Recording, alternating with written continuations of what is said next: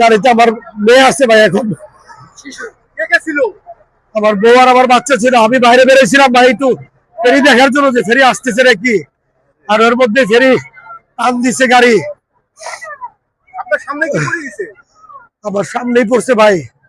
ও প্রসাব করাইলা, আমি এখানে, তুমি কি বোকা নাকি? তুমি আমার এখানে নামে প্রস্রাব করাইলা। ওকে বাবা, তুমি এখানে প্রস্রাব করো। গাড়িতে উঠে ফেরি গাড়িতে উঠলে আমি ওযু করবো, নামাজ পড়বো। তুমি এক কাজ করো, তোমার আম্মুর সাথেই করো, আমি এখান থেকে ওযুটা করে আসি। কয় না বাবা, আমি ওটা করতে বাবা, তাহলে আমি নামবো না।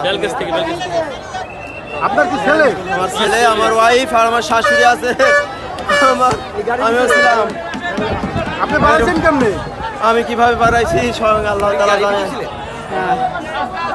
পরে ফেরি ঘাটে ঘিরানোর সাথে সাথে গাড়িটা হালকা রানিং হলো।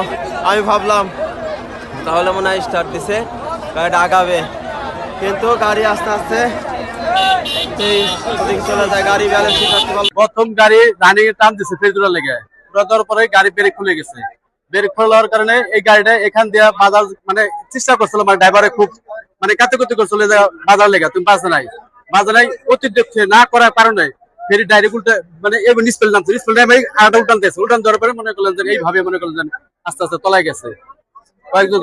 যাত্রী আসলে মেলা যাত্রী ফুল যাত্রী ছিল, 5-7 লোক বাঁচছে, তারপর আর বাঁচে নাকি। বাসে কি ফুল যাচ্ছে? ফুল যাত্রী ভরা, ঈদের বাজার তো। কি গাড়ি? কি গাড়ি? সোহাগ পরিবহন, না না, সোহার্দ পরিবহন। সোহাগ পরিবহন। হ্যাঁ, রাজবাড়ি। তাহলে আপনি বলেন রাজবাড়ী কালোখালী থেকে আসে যে গাড়িটা এখানে আসে পড়ে যায় সোহার্দ পরিবহন, এরকম বলেন। রাজবাড়ি কালোখালীতে যে গাড়িটা আসে সোহাগ পরিবহন, সেই গাড়িটাই পড়ে গেছে এভাবে ডাঙে একদম ব্রেক ফেলে। ড্রাইভার বাঁচাতে পারে নাই, ড্রাইভার চেষ্টা করছিল, ড্রাইভার ভিতরে ছিল, ড্রাইভার বেরোতে পারে নাই। বাসটা এখানে আসে 3 নম্বর ফেরিঘাটে আসার পরে বাসটা ব্রেক ফেল করছে।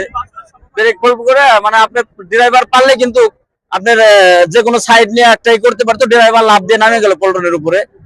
নামার পরে গাড়িটা পানিতে চলে গেল। তারপরে জীবিত আপনার 7 জন লোক উঠে হয়েছে, আর মৃত আপনার 4-5 জন লোক উঠে হয়েছে আনুমানিক। উঠে তাদের হসপিটালে পাঠানো হয়েছে। তা আমি এখানে ছিলাম, আমার ডিউটি ছিল 3 নম্বর ঘাটে। আমি কালেক্টর, 3 নম্বর ঘাটের সুপারভাইজারের দায়িত্ব আছে।